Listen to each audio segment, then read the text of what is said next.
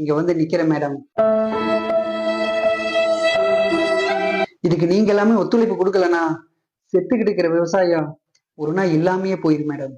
ஆனா அதுக்கப்புறம் நெஞ்சு நெஞ்சு அடிச்சுக்கிட்டு அழுது எந்த பிரயோஜனம் இல்லை மேடம். கடைசியா ஒண்ணு மட்டும் சொல்றேன் மேடம், சிகரெட் யாருக்குமே தேவையில்லை, ஆனா அதை உற்பத்தி பண்றவன் கோடீஸ்வரனா இருக்கிறான்.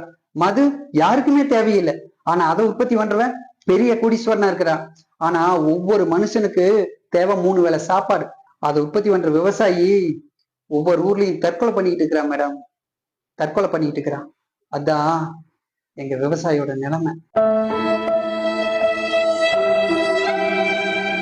எந்த தொழிலுமே நஷ்டம் வந்ததுன்னா அதை விட்டுருவாங்க. ஆனா விவசாயம் மட்டும்தான் ஒவ்வொரு வருஷமும் நஷ்டம்தான் வரும்.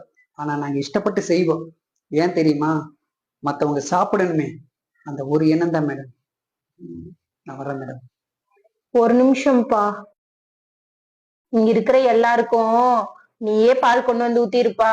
நாங்க தனியார் கொடுக்குற அந்த 50 ரூபாய உனக்கே கொடுத்துட்றோம். வேண்டாம் மேடம், எங்களுக்கு லிட்டருக்கு 40 ரூபாய் கிடைச்சா கூட அதுவே நல்ல லாபம் தான். எனக்கு 40 ரூபாயே கொடுங்க போதும். சரிப்பா, நாளைக்கு நல்ல நாளு, நாளைக்கே கொண்டு வந்து பால் இங்க இருக்கிற எல்லாத்துக்கும் ஊத்திரு. சரி மேடம்.